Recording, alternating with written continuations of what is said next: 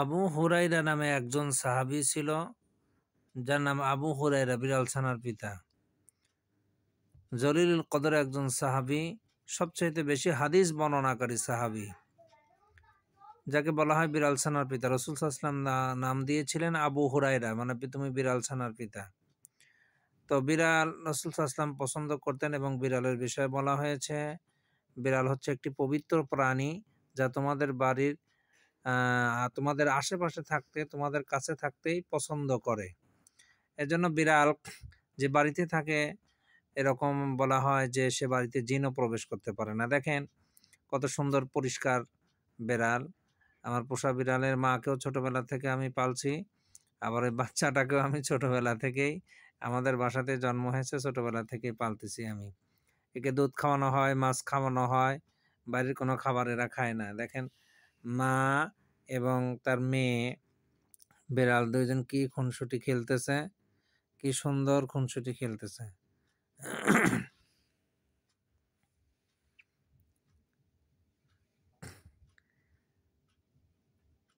মা এবং তার বাচ্চার মধ্যে মাঝে মধ্যে ঝগড়া লাগে, আমরা দেখতে পাই। ঝগড়া লাগে, মারামারি লাগে, এগুলো দেখতে বেশ ভালোই লাগে। প্রাণীদেরকে পোশাক, বিড়ালের বিষয়ে একটা হাদিস আসছে যে একজন পরহেজগার মহিলা, সে বিড়ালকে বেঁধে রাখছিল, না খেতে দেওয়ার কারণে বিড়ালটা শুকিয়ে মারা যায়। আল্লাহ তাআলা ওই সময়কার পয়গম্বরের উপরে ওহী নাজিল করলেন যে ওই মহিলা যত পরহেজগারই হোক, ওই মহিলাটা হচ্ছে জাহান্নামী মহিলা। আর একটা কুকুরকে একটা বেশ্যা মহিলা পানি পান করানোর কারণে আল্লাহ তাআলা ওই সময়কার নবীর উপর ওহী নাজিল করলেন, ওই মহিলাটা বেশ্যা বা যত খারাপ কাজই করুক জীবনে, আল্লাহর সৃষ্টি কুকুরকে পানি পান করানোর কারণে আল্লাহ তাআলা তাকে জান্নাতি ঘোষণা করেছেন। তো এইজন্য তো কুকুর তো পোষা যাবে না, কিন্তু বিড়াল পোষার বিষয়ে সৌদি আরবে প্রত্যেকটা বাসায় এরকম বিড়াল থাকে। প্রত্যেকটা বাসায় রাজপরিবারেও সেখানে বিড়াল পোষা হয়। তো দেখেন কত সুন্দর বাচ্চা আর মা মারামারি করতেছে। পশু পাখি পালনের মধ্যে রাসূল সাল্লাল্লাহু আলাইহি ওয়াসাল্লামের একটা হাদিস এসেছে, প্রত্যেক পশু পাখি পালনের মধ্যে তোমাদের জন্য অনেক কল্যাণ নিহিত রয়েছে।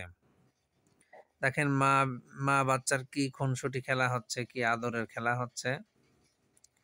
এজন্য প্রত্যেক পশু পাখি পালনের মধ্যে রাসূল সাল্লাল্লাহু আলাইহি ওয়াসাল্লামের হাদিস, তোমাদের অনেক কল্যাণ নিহিত রয়েছে।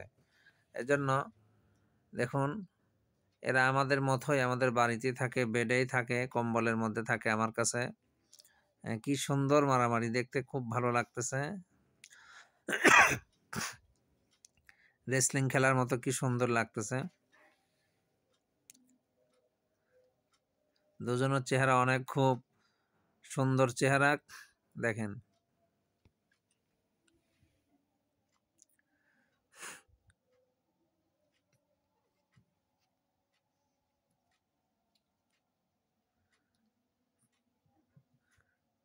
আমার কাছে শুয়ে থাকে রাত্রে।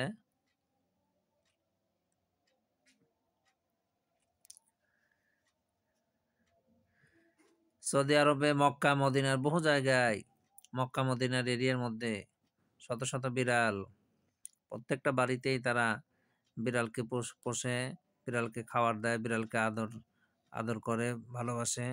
প্রত্যেকটা বাড়িতে একটা করে বিড়াল থাকে, একটা দুইটা করে বিড়াল থাকে। এবং ওই দেশে বিড়ালকে কেউ আঘাত করে না। আমাদের দেশে বিড়ালকে অনেকে মেরে ফেলে, ফেলায় দেয়, এটা করবেন না কখনো।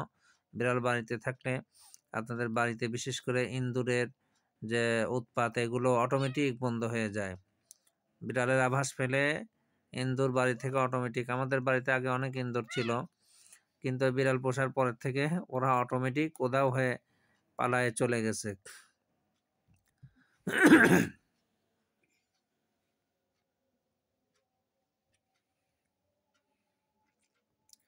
কি সুন্দর দেখতে, অনেক সুন্দর চেহারা, দেখেন মায়াবী চেহারা।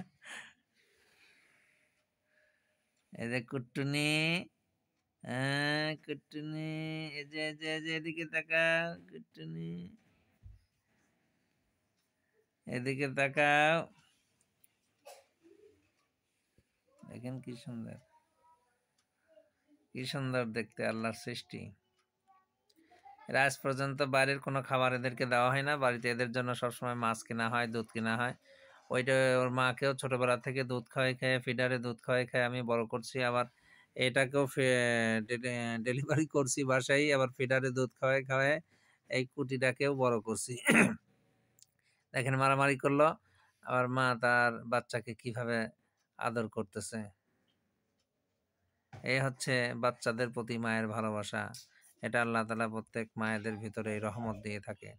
মানুষ থেকে শুরু করে প্রত্যেকটা পশু পাখি প্রাণীদের মধ্যেও আল্লাহ তাআলা এই ভালোবাসা দিয়ে থাকে। দেখেন এখান থেকে আমাদের অনেক কিছু শেখার আছে। অনেক কিছু শেখার আছে। এইমাত্রই খুনসুটি করলো, মারামারি করলো, ঝগড়া করলো। আবার দেখেন কোলের মধ্যে নিয়ে মা কি সুন্দর করে আদর করে দিচ্ছে। এর থেকে বোঝা যায় যে আল্লাহ পাক প্রত্যেক প্রাণী জগৎ প্রাণী জগতের মধ্যে মায়েদের প্রতিও আল্লাহ বাচ্চার প্রতি ভালোবাসা সৃষ্টি করে দেয়। এটাও আল্লাহ তাআলার নিদর্শন সমূহের মধ্যে একটি। এজন্য তাই আপনারা বিড়ালকে কেউ কষ্ট দিবেন না, কেউ ফেলাইয়া দিবেন না, কেউ আঘাত করবেন না, পা দিয়ে আঘাত করবেন না। এদেরকে বাড়িতে রাখলে আপনারা যেমন খান এদেরকেও বাড়িতে খাবার দিবেন, দুবেলা তিন বেলা খাবার দিবেন। কারণ রসুলের স্পষ্ট হাদিস, বিড়াল পবিত্র প্রাণী এবং এরা তোমাদের কাছে থাকতে ভালোবাসে। এরা প্রত্যেকটা দেখবেন কম বেশি সব বাসা বাড়িতেই থাকে। দেখেন কি সুন্দর করে মা তার বাচ্চাকে আদর করে দিচ্ছে, আর বাচ্চা তার মায়ের বুকের দুধ খাচ্ছে। আল্লাহ তাআলার কুদরত, কোলের মধ্যে করে দেখেন কি সুন্দর করে আদর করতেছে।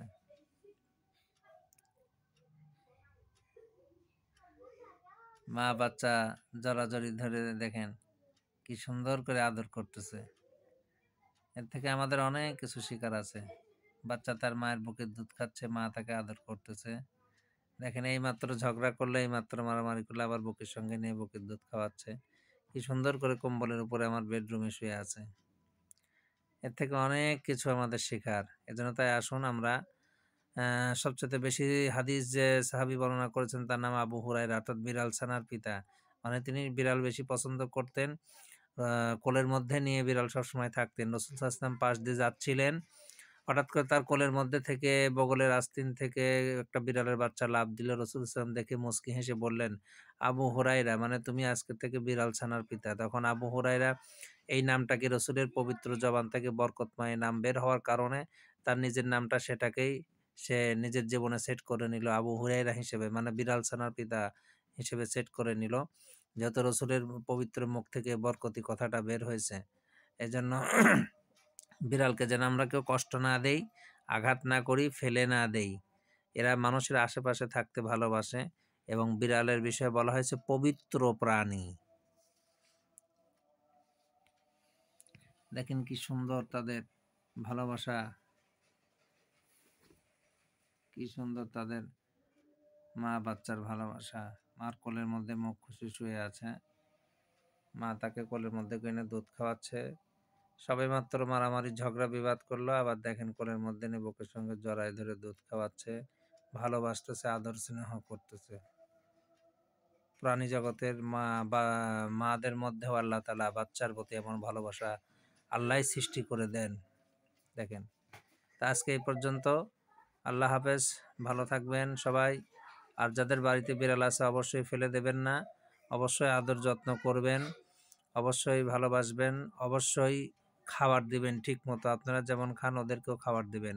আমরা ক্ষুধা লাগলে খাবার চাইতে পারি, কিন্তু ওরা অবুলা, আমাদের উপরে নির্ভর করে, ওরা চাইতে পারে না। আপনারা ঠিক টাইম মতো নিজেদের খাবারের মতো ওদেরও খাবারের ব্যবস্থা করবেন। তো আজকে এই পর্যন্ত। আল্লাহ হাফেজ, ভালো থাকবেন। আসসালামু আলাইকুম ওয়া রাহমাতুল্লাহি ওয়া বারাকাতুহু।